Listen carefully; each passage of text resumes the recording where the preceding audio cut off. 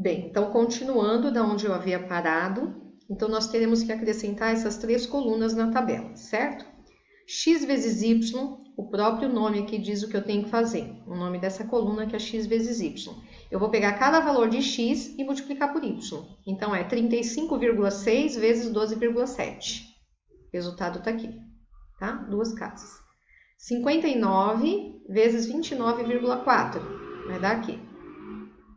E assim por diante, tá? Ó, vejam que todas eu somei. Aqui todas a gente vai somar, tá? Só o x, só o y, o xy nós vamos somar também, vai precisar dessa soma.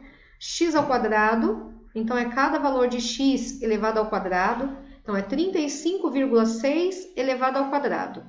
Ou vocês usam a tecla eleva ao quadrado da calculadora, ou então faz 35,6 vezes 35,6. 59 vezes 59, para dar o valor de x ao quadrado. E também tem que fazer a somatória, tá? E o y ao quadrado é cada valor de y vezes ele mesmo, ou elevado ao quadrado. Vai dar toda essa coluna aqui de y ao quadrado. E também vai precisar da soma, tudo com 2 casas, tá certo? Bom, o que vocês vão acrescentar? Aí não faz parte da coluna. Vocês vão fazer sempre 2 cálculos a mais. Uma coisa é você ter a somatória de x ao quadrado e a somatória de y ao quadrado.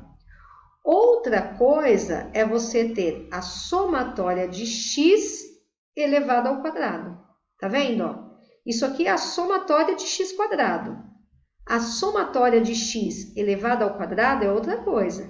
É pegar a somatória de x, que é 167,70, e pegar esse valor e elevar ao quadrado, que está aqui, ó. 167,70 ao quadrado, que vai dar esse valor aqui. A mesma coisa nós vamos fazer com y. Somatória de y, está aqui, que é 71,40, elevado ao quadrado. Vou fazer ele vezes ele mesmo, está aqui. Tá? Esses 2 valores você sempre vai deixar calculado aqui embaixo, que esses a gente não tem lá na tabela, tá bom? Vocês vão ver que vai precisar na fórmula. Substituindo na fórmula os somatórios pelos totais já calculados, o que nós vamos ter? Ó? Queria ter a fórmula aqui antes. Ó, vamos lá. Somatória de xy. Vamos entender, depois eu passo por esses valores prontos lá, tá? O que é a somatória de xy? Nós vamos pegar a coluna xy e pegar a somatória, que é a última linha. Então, ó, vou pegar esse valor, cadê? Somatória de xy. 2.905,15. É o primeiro valor que vai lá na fórmula, tá? Depois, aqui, menos, aí vai uma fração, tá? Somatória de x vezes somatória de y dividido por n. Vamos voltar lá na tabela. Somatória de x vezes somatória de y, esse produto, dividido por n. Gente, quem vai ser n aqui? N é o número de linhas que tem na sua tabela, nesse caso o número de regiões. Aqui nós não temos 5 regiões, 5 pares ordenados, x e y, portanto, o meu n é igual a 5. Então, na fórmula vai ficar o quê? A somatória de x vezes a somatória de y, dividido por 5. Esse vai ser o nosso numerador, tá? E se vocês olharem aqui, ó, foi substituído. Aqui é vezes, tá? Ó, 167,7 ou 0,70, 71,40 multiplicado dividido por 5. Dividido pela mega raiz, porque é uma raiz que vai até aqui o final, tá? No primeiro colchete. O que eu tenho no primeiro colchete? Ó, somatória de x quadrado. Isso aqui é que a gente tem que saber diferenciar. Quem é a somatória de x quadrado? Somatória de x quadrado é 6.534,81. Essa daqui, tá? Que vai aqui, ó. Menos somatória de x elevado ao quadrado. Esse é um valor diferente. É esse aqui, ó. 28.123,29, que é a somatória de x elevado ao quadrado. Por isso que é bom já ter esse valor aqui. Dividido por n, que é 5 de novo. Ó, aqui vai o 5 de novo.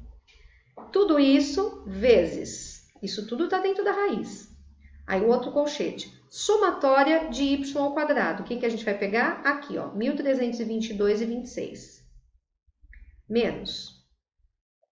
somatória de y elevado ao quadrado, que é diferente disso daqui, que é esse valor aqui, ó, 5.097,96, dividido por n, que é 5, tá?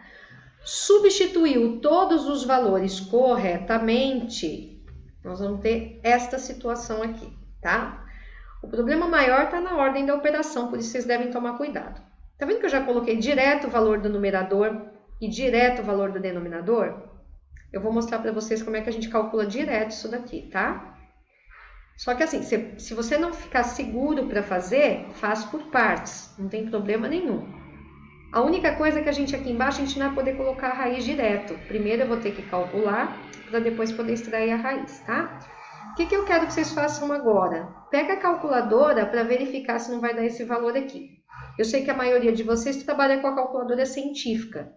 Então, eu vou falando aqui o passo a passo, como é que a gente faz direto para chegar a esse numerador aqui, ó, usando a calculadora científica, tá bom? Então, vamos lá.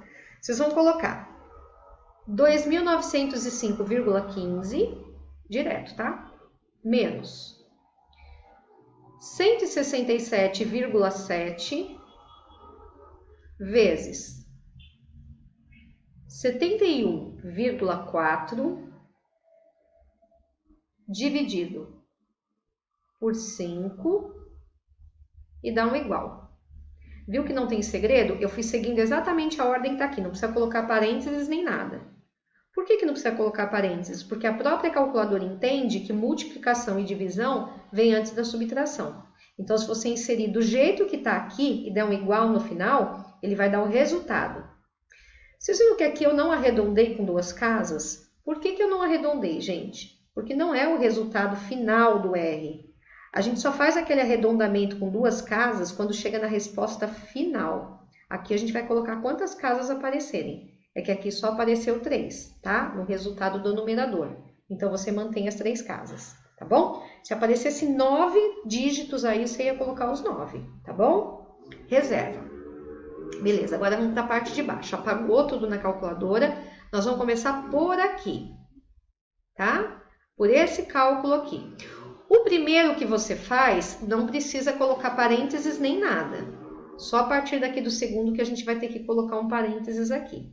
Tá bom? Aqui o primeiro, ó, como ele vai seguir exatamente a ordem que seguiu aqui, não precisa. Então, você vai colocar 6534,81 menos 28123,29 dividido por 5 e dá um igual. Depois que você der um igual, aí você coloca vezes, que aí você já vai multiplicar o resultado da próxima operação. Então, você coloca vezes. Agora sim, você vai ter que abrir um parênteses. Vai ter que abrir um parênteses. Por que isso? Porque ele vai ter que multiplicar o resultado disso. Se você não colocar o parênteses, ele vai já multiplicar esse valor aqui, ó. Então, para o segundo, você vai colocar parênteses. Vezes parênteses. 1322,26 menos 5.097,96 dividido por 5, fecha parênteses e dá um igual. Ok?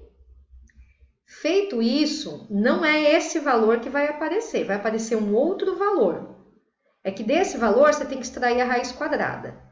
E aí eu vou ensinar para vocês um truquezinho para não ter que apagar e colocar de novo esse valor, tá? Porque a maioria das calculadoras, ela primeiro teria que colocar a raiz para depois jogar o valor, não é isso? Então, como você já está com o valor no visor da tua calculadora, para você não ter que apagar, em vez de extrair a raiz, você vai fazer uma operação inversa. Você vai extrair, na verdade, você vai elevar esse número a meio. Extrair a raiz é a mesma coisa que elevar a meio. Então, aproveita esse resultado que está aí, usa a teclinha eleva na calculadora, que é o chapéuzinho, ou então o y elevado a x. Eleva a 0,5 e dá um igual. Se você fez tudo isso nesta ordem que eu falei, tem que aparecer esse valor, ó, 524,8560617. Tá vendo que eu não arredondei? Eu usei todas as casas que apareceram. Aí eu vou copiar, tá bom? Copiou? Agora pode apagar o visor da tua calculadora. Agora você faz 510,394.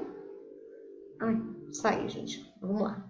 510,394 dividido por 524,8560617. E dá um igual se houver a necessidade, tá? Agora sim, esse é o resultado final. Mesmo aparecendo mais casas aqui, a gente arredonda com duas, 0,97. Tá, o que significa 0,97? Existe um parâmetro para medir a relação entre essas variáveis. E o parâmetro é o seguinte. Quando é uma relação positiva, como é o caso que deu aí, porque deu positivo, deu 0,97, a gente avalia como? Quanto mais próximo de 1 tiver esse R, maior é a relação entre essas duas variáveis. E deu muito próximo de 1, deu? Então, significa que taxa de mortalidade tem uma relação muito forte com a taxa de analfabetismo. Então, quanto maior é o analfabetismo, maior é a mortalidade e vice-versa. Quanto menor é o analfabetismo, menor é a taxa de mortalidade. E esse R me mostrou isso, que existe uma relação muito forte. Por quê? Porque está muito próximo de 1. Para não ter relação, estaria muito próximo de 0. Então, esse valor sempre vai variar, quando for positivo, é claro, entre 0 e 1. Quanto mais próximo de 0, menor a relação, e quanto mais próximo de 1, maior a relação. Vai dar qualquer valor diferente, maior que 1? Não, se der porque você errou. Sempre vai estar um valor entre 0 e 1. E se desse 1? É uma relação perfeita entre uma variável e outra, tá? É maior a relação. E aí existe um parâmetro para a gente poder avaliar isso, ó. Tá vendo aqui? O valor do R, ele varia entre menos 1 e 1. Inclusive, se o valor absoluto de R for maior do que 1, você errou nos cálculos. Valores iguais a menos 1 ou a 1 indicam que os pontos estão sobre uma reta, isto é, a correlação ela é perfeita. Se der menos 1, uma correlação negativa, é uma correlação negativa perfeita. E se der 1 positivo, é uma correlação positiva perfeita. Valores de R próximos de menos 1 ou de mais 1 indicam correlação forte. E os valores de R próximos de 0 indicam uma correlação fraca. O sinal R indica se a correlação é positiva ou negativa. O sinal do R, né? No caso do exemplo, o valor calculado de R é positivo e muito próximo de 1. Então, existe uma alta relação, uma alta correlação positiva entre as variáveis. Isto significa que ocorrem mais mortes de menores nas regiões em que existe um maior número de analfabetos. Então, maior é a mortalidade, quanto maior for o analfabetismo, certo? E essa relação a gente já previa, mas com o R é possível calcular, tá bom? Bom, vamos ao parâmetro. Aqui está o parâmetro para vocês analisarem toda vez que vocês calcularem esse R. O parâmetro para avaliação da relação entre as variáveis x e y está descrito na tabela abaixo. Ó, seja ele negativo ou positivo, tá, gente? Pode ser negativo. De 0 a 0,19, uma correlação bem fraca. De 0,20 a 0,39 é uma correlação fraca. De 0,40 a 0,69 é uma correlação moderada. De 0,70 a 0,89 é uma correlação forte. E de 0,90 a 1 é uma correlação muito forte. Isso vale também para os negativos, tá? A interpretação é a mesma. Só que aí seria uma correlação negativa. É aquela que é inversamente proporcional. Tá bom? Nós vamos ver um caso desse, para ficar claro, tá? Eu acho que eu vou ter que encerrar de novo para poder fazer o próximo. Porque já está encerrando de novo mais um vídeo, ó. Mas o segundo exemplo, preço dos produtos vendidos por um comerciante versus unidades vendidas em uma semana. Então, é preço e demanda. Porque unidades vendidas, né? Quanto eu vendi, é a procura por esse produto. Então, a gente já sabe ou a gente imagina que essa é uma correlação negativa. Porque se o preço do produto aumenta, a tendência é que a procura por esse produto diminua, ainda que sejam produtos diferentes, tá certo? Mas aí eu vou continuar no próximo vídeo.